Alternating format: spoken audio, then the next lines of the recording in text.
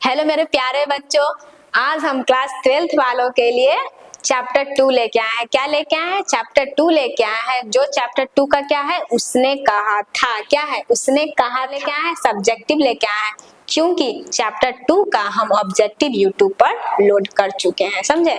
तो हम चलते हम अपने सब्जेक्टिव की ओर। मेरे प्यारे बच्चों देखिए, सबसे पहले हम लेखक के बारे में जानेंगे। किसके बारे में? हम सबसे पहले लेखक के बारे में जानेंगे। देखिए, चंद्रधर शर्मा गुलेरी, इनके जीवन परिचय के बारे में हम लोग चर्चा करेंगे। किनके बारे में? जीवन परिचय के बारे में हम लोग चर्चा करेंगे, समझे? तो देखिए, चंद्रधर शर्मा गुलेरी का जन्म, देखिए चंद्र शर्मा जो गुलेरी थे उनका जन्म कब हुआ था? तो कब हुआ था? 7 जुलाई 1883 को। और कहाँ हुआ था? तो जयपुर राजस्थान में हुआ था। कहाँ हुआ था? जयपुर राजस्थान में हुआ था, समझे? देखिए, उनका मूल निवास जिला कांगड़ा हिमाचल प्रदेश स्थित गुलेर नामक ग्राम में है। कहाँ था? तो जिला कहाँ था? कांगड़ा था, समझे? और कहाँ स्थित है? तो हिमाचल प्रदेश में स्थित है, समझे? कहाँ स्थित है? तो हिमाचल प्रदेश में स्थित है वो।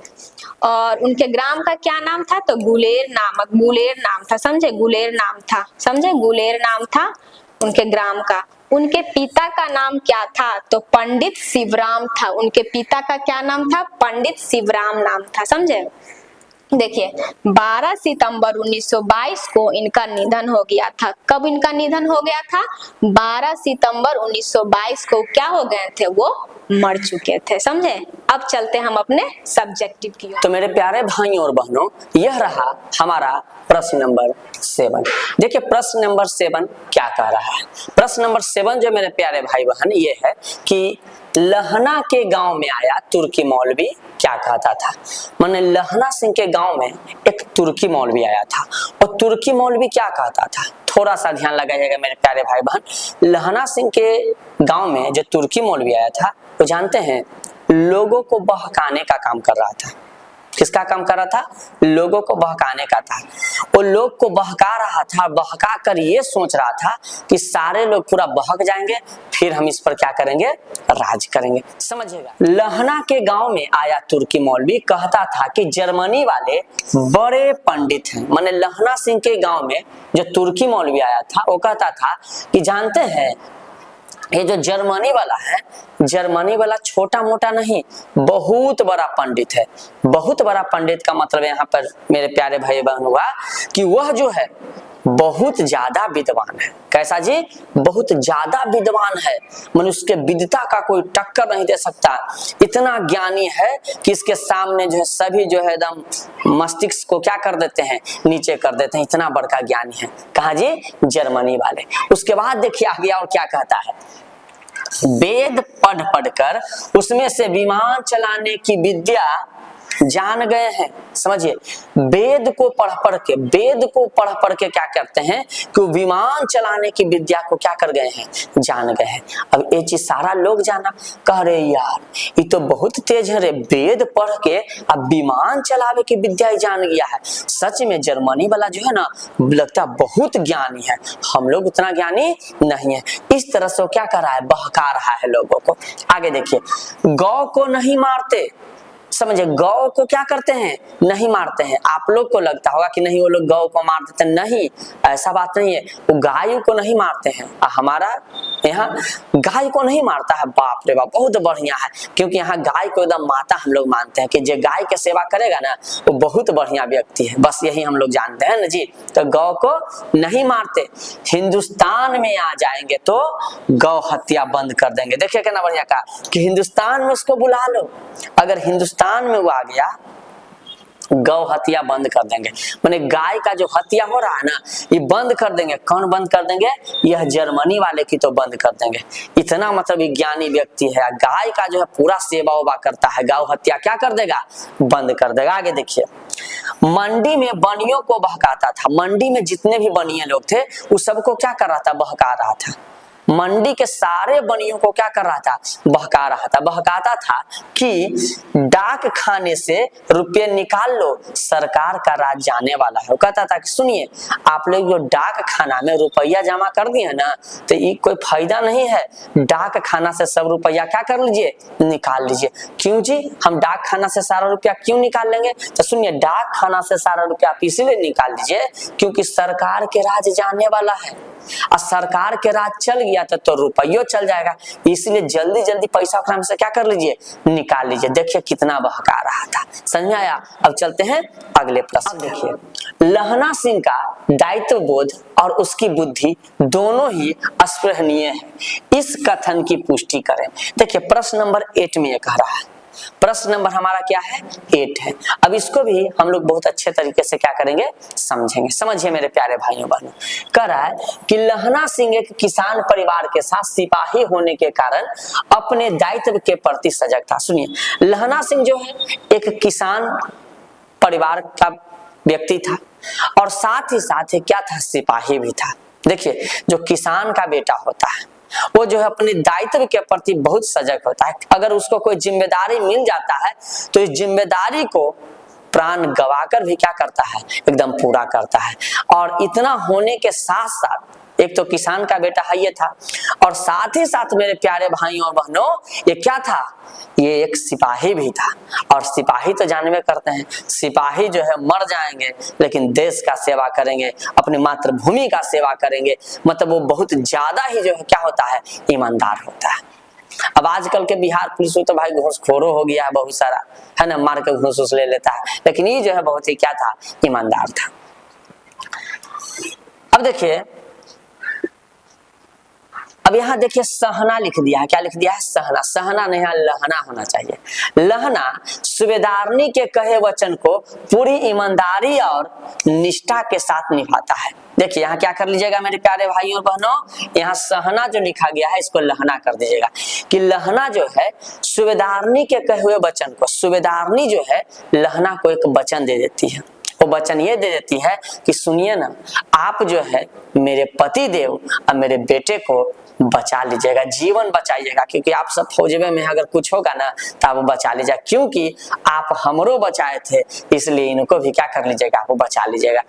मने सूबेदारनी को लगा कि नहीं, ये लहना सिंह हीरो है और सब कोई भी काम हीरो कर देता है जी कि बचावेगा, तो वो जो वचन को पूरी ईमानदारी से निभाता है। आजकल जो है लोग वचन दे देता है तो वचन को निभाता नहीं है, निभाता है, झूठे मूठे बोलेगा, पिंकी हम तेरा लगी चांद तोड़ के ला देंगे, अरे तुम कहो न रे तो तुम्हारा लगे एकदम धुआं कर देंगे, बस ये सब खाली बोले के है, समझ आ गया? पता चलेगा दिनेशवा के अमरूद तोड़ के नहीं देवेगा। पूरी ईमानदारी के साथ क्या करता है, निभाता है। लहना जो है वचन को पूरी ईमानदारी के साथ निभाता है। लड़ाई के समय जब वह घायल हो जाता है, देखिए लड़ाई होता है तो लड़ाई के समय क्या हो जाता है, घायल। घायल मैंने समझ गया ना, मतलब लग जाता है, गोली उली, घायल हो जाता है, तब वह उसी के अनुकूल कदम उठाने से नहीं, देखो यहाँ उड़ाने लिख दिया है, उठाने होना चाहिए, उठाने से नहीं हिचकिचाता। घायल है फिर भी थोड़ा सा भी नहीं हिचकिचा रहा है अपने वचन को निभाने से, नहीं हम वचन को क्या करेंगे, निभाएंगे। और अपनी बुद्धिमानी का परिचय देते हुए पूरे खंडक को उड़ने से बचा लेता है। समझिए, घायल है लेकिन अपना बुद्धिमानी लगा के पूरा खंडक जो है क्या हो जाता, उड़ जाता, और अपने बुद्धिमानी से जो है लहना सिंह पूरे खंडक को क्या कर लेता है, बचा लेता है कि नहीं अब पूरा खंडक को क्या कर लेना, हमको बचा लेना है, बचा लेता है। इस प्रकार हम देखते हैं कि लहना सिंह को अपने कर्म के प्रति अगाध निष्ठा है। हमें देखते हैं कि लहना सिंह को जो है अपने कर्म के प्रति अगाध क्या है, निष्ठा है, बहुत ज्यादा लहना सिंह को प्रेम है, माने उसके प्रति बहुत ज्यादा एकदम भावुक होले अपने कर्म के प्रति। इस निष्ठा में अपनी बुद्धि विवेक का प्रयोग यह सफल रूप से करता है, और इन निष्ठा में जो अपना बुद्धि अपना विवेक जो है ना उसका प्रयोग जो है बहुत ही सफल रूप से करता है, बहुत ही अच्छे रूप से करता है। इसको मेरे प्यारे भाई बहन आप लोग स्क्रीनशॉट मार लीजिएगा, ठीक है, बहुत अच्छे तरीके से क्या करता है, निभाता है। अब चलते हैं मेरे प्यारे भाइयों और बहनों अगले प्रश्न पर। अगला प्रश्न देखिए, यह प्रसंग एवं अभिप्राय बताएं। क्या कर रहा है, प्रसंग एवं क्या बताए, अभिप्राय बताए। समझिए यहाँ पे करता है कि मृत्यु के कुछ समय पहले स्मृति साफ हो जाती है। मतलब मृत्यु के कुछ समय पहले जब हम मरने वाले होते हैं तो उससे कुछ देर पहले जो है हमारी स्मृति बहुत ही क्या हो जाती है, साफ हो जाती है। जन्म भर की घटनाएं एक एक करके सामने आती है। जन्म का जितना मतलब तुम्हारे जीवन में जो भी घटनाएं होता है वो एक करके तुम्हारे आंखों के सामने आता रहेगा, धुंधला धुंधला के आता रहता है। सारे दृश्यों के रंग साफ होते हैं। जितना भी दृश्य आपको घटा है वो सब का रंग बहुत ही क्या हो जाता है, साफ हो जाता है। समय की धुंध बिल्कुल उन पर से हट जाती है और समय का जो धुंध है उस पर से बिल्कुल हट जाता है। आपको स्पष्ट हर चीज दिखना क्या हो जाता है, प्रारंभ हो जाता है। इसी का जो हमको अभिप्राय बताना है। समझिए मेरे प्यारे भाई, बहुत ही अच्छे तरीके से आपको बताया गया है जो यहाँ पे आपको दिख रहा होगा। समझिए इसमें क्या बताया गया है। प्रस्तुत पंक्तियां, देखिए दो लाइन में है इसलिए पंक्तियां लिखा गया, समझ में आ गया। प्रस्तुत पंक्तियां चंद्र शर्मा गुलेरी की कहानी उसने कहा था से ली गई है। माने ये जो लाइन लिया गया है वो चंद्र शर्मा गुलेरी क्या लिखे थे, उसने कहा था, उससे लिया गया है। यह प्रसंग उस समय का है। समझिए यह प्रसंग उस समय का है, इस समय का नहीं, उस समय का है जब लहना सिंह घायल हो जाता है। लहना सिंह क्या हो जाता है, घायल हो जाता है। वो बेचारा पड़ा हुआ रहता है, लहना सिंह घायल हो जाता है और बोधा सिंह को अस्पताल ले जाता है। लहना सिंह बेचारा ऐसे गेल है, अब बोधा सिंह को कहा जाता है कि इसको कहाँ ले जाओ, अस्पताल ले जाओ। अब बोधा सिंह को अस्पताल लेके जाया जाता है क्योंकि बोधा सिंह भी क्या होल है, एकदम घायल होल है। उसी अंत स्थिति में लहना सिंह वजीरा से पानी मांगता है, वजीरा से पानी मांगता है। देखिए जब आपका प्राण जाए वाला रहेगा तो लगेगा कि पानी उन्हीं हम पी लें, तो लहना सिंह वजीरा से क्या मांगता है, पानी पानी पानी पानी पिला दो। अब मैंने घायल है, पानी मांग रहा है, पानी मांगता है और लहना अतीत की यादों में खो जाता है। पानी मांग के अतीत पीछे वाला याद में खो जाता है कि अब तो हम क्या होने वाले हैं, मरने वाले हैं, खो जाता है। इस पंक्ति का अभिप्राय यह है कि मृत्यु के समय जीवन की सारी यादें साफ हो जाती है। इस पंक्ति का मतलब यह है कि मृत्यु के समय जीवन का जितना भी पुराना याद है वो सब साफ हो जाता है, वो सब स्पष्ट हो जाता है, आपके नजरों के सामने होता है। सब कुछ हमारी आंखों के सामने आने लगता है। जन्म से मृत्यु तक की सारी घटना एक एक करके हमें याद आती है। सब हमारे आंखों के सामने आने लगता है मरने वक्त, और एक करके सब जो है हमको याद आना क्या हो जाता है, प्रारंभ हो जाता है। अब देखिए जीवन की वो यादें जो धुंधली सी हो गई है, जीवन की वो यादें जो एकदम धुंधला सा हो गया है, मतलब जो हमको याद भी नहीं आ रहा था अजी आज वो भी जो है हमको क्या हो रहा है, याद आ रहा है, हो जाता है। उन सभी का रंग साफ हो जाता है, वो सारा चीज भी हमको याद आना क्या हो जाता है, प्रारंभ हो जाता है, दिमाग में आने लगता है। सब कुछ इतना साफ हो जाता है कि मृत्यु के उन क्षणों में हमारा पूरा जीवन हमें दिखाई देता है जैसे कि जीवन उन क्षणों में ही जिया हो। माने उस समय का सारा चीज हमको याद आने लगता है और ऐसा प्रतीत होता है कि हम उस समय का जिंदगी ही जी रहे हैं। यही जो इसका क्या था, अभिप्राय था मेरे प्यारे भाइयों और बहनों। अब हम चलते हैं इसके अगले प्रश्न पे। अगला प्रश्न देखिएगा, यहाँ पे मेरे प्यारे भाई बहन, यहाँ पे 4 दे दिया गया, 4 नहीं, यहाँ जो है 10वां नंबर है, ठीक है, इसको नहीं, ये 10वां कर लीजिएगा, 10वां नंबर है। देखिए मर स्पष्ट करें, इसका स्पष्टीकरण करना, हम लोग को स्पष्ट करना है। देखिए हम लोग कैसे स्पष्ट करेंगे। प्रश्न देखिए क्या है, 10वां का क नंबर है। 10वां के क को हम लोग देखिए कैसे बनाते हैं। अब के हार में यह आम खूब फलेगा, चाचा भतीजा, देखिए चाचा भतीजा दोनों यहीं बैठकर आम खाना, जितना बड़ा भतीजा उतना ही यह आम, जिस महीने उसका जन्म हुआ उसी महीने में मैंने इसे लगाया था। देखिए इसका जो हमको स्पष्टीकरण करना है, इसको स्पष्ट करना है। यहाँ पे कहा गया है कि अब यह आम जो है खूब फलेगा। देखिए चाचा भतीजा दोनों बैठकर आम को खाना, जितना बड़ा भतीजा है उतना बड़ा आम का क्या है, पेड़ है। अरे हम उसी महीने में लगाए थे जिस महीना में भतीजा का क्या हुआ था, जन्म हुआ था। इसका स्पष्टीकरण करना है। देखिए कितने अच्छे ढंग से हम इसको स्पष्टीकरण किए हैं मेरे प्यारे भाइयों बहनों। प्रस्तुत पंक्तियां चंदर शर्मा गुलेरी की कहानी उसने कहा था से ली गई है। बिल्कुल सही बात है। ये जो प्रस्तुत पंक्तियां हैं ये चंदर शर्मा गुलेरी की उसने कहा था कहानी से क्या किया गया है, लिया गया है। यह मर्म उस समय का है जब लहना सिंह अपने मृत्यु के अंतिम समय में वजीरा सिंह को अपना भाई कीरत सिंह समझकर उससे अपनी बातों को कह रहा था। लहना सिंह देखिए मृत्यु के अंतिम समय पर है, अब मृत्यु के अंतिम समय में है और वजीरा सिंह को समझ रहा है कि अपना भाई कीरत सिंह समझ रहा है और कीरत सिंह समझ के उससे अपने दिल का बात कहना क्या कर रहा है, प्रारंभ कर रहा है।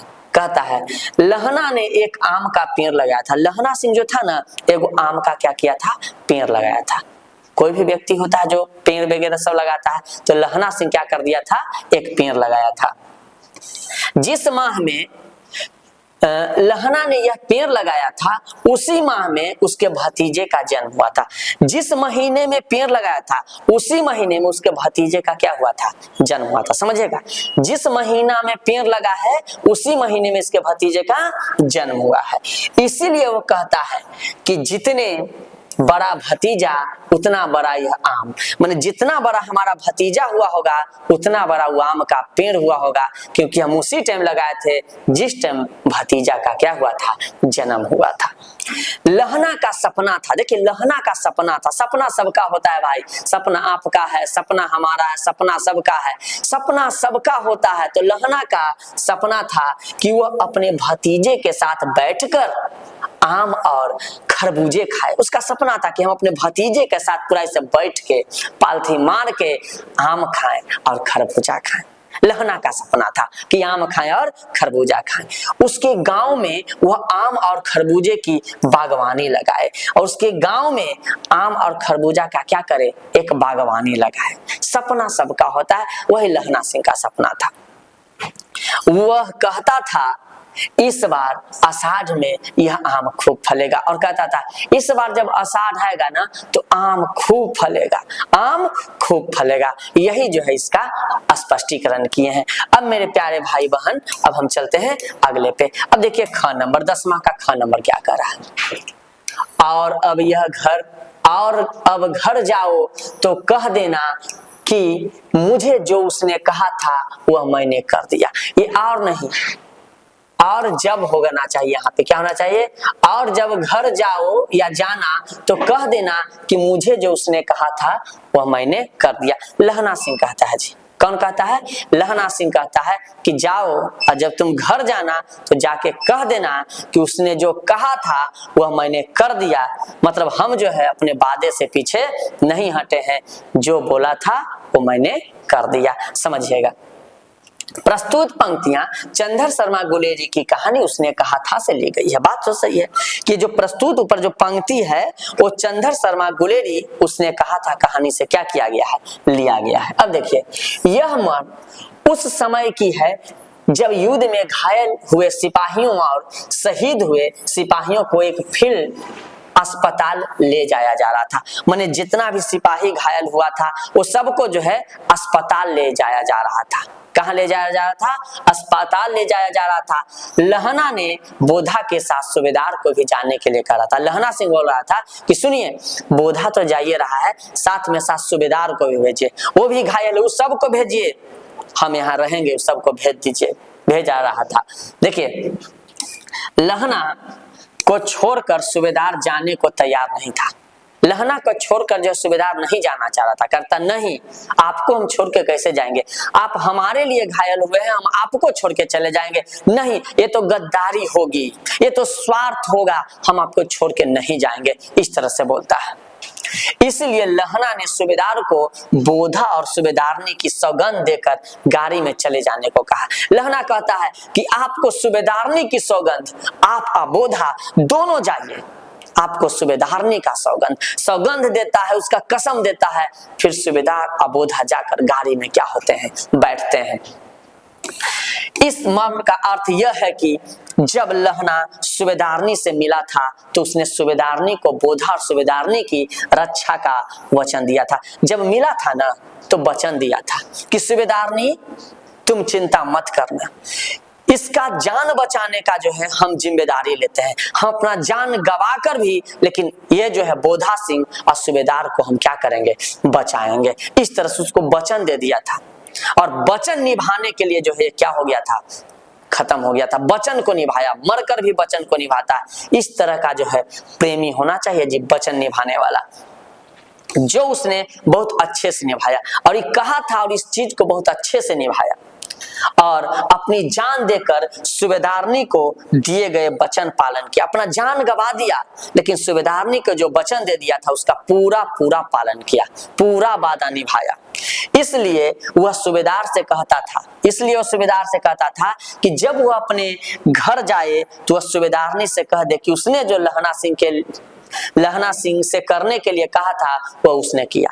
मैंने सूबेदारनी को ये तुम कह देना कि तुमने जो लहना सिंह को काम दिया था, लहना सिंह को काम कर दिया, अपना जान गवाकर भी लहना सिंह कर दिया। सूबेदारनी तुम बोली थी कि बोधा और सूबेदार का जान बचाना, तो आज बोधा सूबेदार जो जीवित है ये लहना सिंह के कारण ही जीवित है, क्योंकि वो अपना जान गवा कर ये दोनों को क्या किया है, बचाया है। तो इस तरह से जो है वो अपने वादे का और अपने वचन का बहुत ही पक्का आदमी था। और कौन था, लहना सिंह था। तो चलिए मेरे प्यारे भाई बहन, हम चलते हैं अगले प्रश्न पे। अगला प्रश्न देखिए, यह 11 नंबर प्रश्न देखिए। कहानी का शीर्षक उसने कहा था क्या सबसे सटीक शीर्षक है? मैंने बताइए, कहानी का जो शीर्षक है उसने कहा था, क्या बताइए ये सबसे सटीक शीर्षक है? अगर हाँ तो क्यों, या आप इसके लिए दूसरा शीर्षक सुझना चाहेंगे? मतलब आप इसके लिए, इसको हटा दीजिए, दूसरा शीर्षक माने चुनना चाहेंगे, अपना पक्ष रखें। क्या इसके लिए कोई आप दूसरा शीर्षक चुनना चाहेंगे? आपको अपना क्या करना है, पक्ष रखना है। अब समझिए मेरे प्यारे भाइयों, हाँ, कहानी का शीर्षक उसने कहा था बिल्कुल सटीक शीर्षक है, बिल्कुल सही।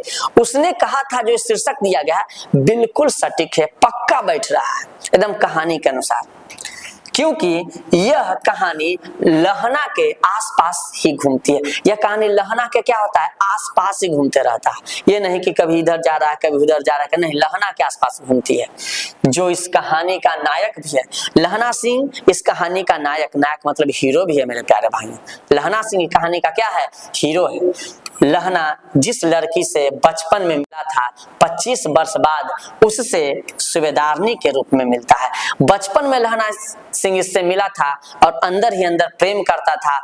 25 वर्ष बाद जब मिला तो किसी और की हो चुकी थी, फिर भी इसके दिल में वो प्रेम था ही। आजकल ऐसा प्रेमी मिलेगा? ऐसा प्रेमी नहीं मिलेगा, तुरंत चेंज कर लेता है, ठीक है, अपन महबूबे चेंज कर लेता है। अब देखिए, और वही प्रेम था 25 वर्ष बाद भी, और इसमें सूबेदारनी के रूप में मिला, क्योंकि सूबेदार से शादी हो गया था तो सूबेदारनी ने जो कुछ भी लहना सिंह से कहा था, लहना ने वो किया। जो 25 वर्ष के बाद भी जो कही वो सारा चीज किया कि नहीं। एक समय था जो हम तुमको अपना थोड़ा सा भी दिल दिए थे, आज तुम कहो तुम्हारे लिए हम करेंगे। उसने सूबेदार और बोधा सिंह की रक्षा की और कहानी लहना के एक अंतिम वाक्य पर खत्म होती है। वह वाक्य है जो उसने कहा था वह मैंने किया। लहना अंतिम में मरते वक्त कहता है कि जाओ और कह देना कि जो उसने कहा था वह मैंने कर दिया, और इसी पे कहानी क्या हो जाता है, खत्म हो जाता है मेरे प्यारे भाइयों और बहनों। समझे कितना अच्छा और सच्चा और जो है वचन का पक्का, वादे का पक्का आशिक था लहना सिंह। तो मेरे प्यारे भाइयों और बहनों, चलते हैं हम अगले प्रश्न पे और देखिए प्रश्न नंबर 12। उसने कहा था कहानी का केंद्रीय भाव क्या है, वर्णन करिए। उसने कहा था कहानी का केंद्रीय भाव क्या है, उसका हमको वर्णन करना है। समझिए वर्णन कैसे कर रहे हैं। उसने कहा था प्रथम विश्व युद्ध की पृष्ठभूमि में लिखी गई कहानी है। प्रथम विश्व युद्ध की पृष्ठभूमि में लिखी गई क्या है, कहानी है। गुलेरी जी ने लहना सिंह और सूबेदारनी के माध्यम से मानवीय संबंधों का नया रूप प्रस्तुत किया है।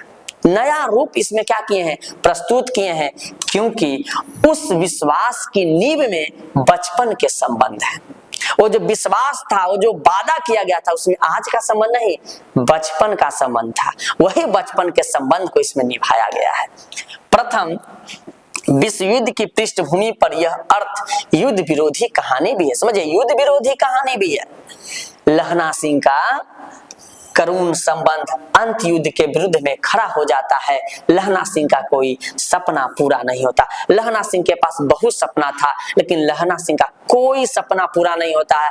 लहना सिंह अपना पूरा जो है शरीर को त्याग देता है, खुद जो है मतलब जो है बलि चढ़ जाता है अपने वचन को निभाने के लिए, क्योंकि सूबेदारनी ने उससे कुछ कहा था और उसको मतलब निभाने के लिए जो है अपने प्राण को क्या करता है, त्याग देता है। तो मेरे प्यारे भाइयों और बहनों, अगर आपको वीडियो अच्छा लगा होगा तो वीडियो अपने मित्रों को शेयर करें, अपने दोस्तों को शेयर करें, और हम आपसे मिलते हैं इसके अगले वीडियो में। तब तक के लिए मेरे प्यारे भाइयों और मेरी प्यारी बहनों, आप सभी को बाय बाय।